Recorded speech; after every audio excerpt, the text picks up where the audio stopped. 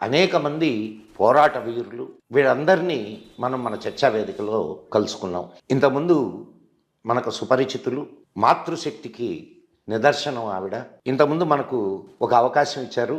ఇప్పుడు మళ్ళా మనకు ఇంకొకసారి మన ప్రేక్షకులతో మాట్లాడడానికి వారు సమ్మతి తెలిపారు. వారే సత్యవాణి గారు.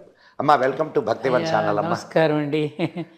భక్తివన్ ప్రేక్షకులందరికీ విశ్వావసు నూతన ఉగాది సందర్భంగా కూడా మీకు ప్రేక్షకులకి కూడా నా శుభాకాంక్షలు.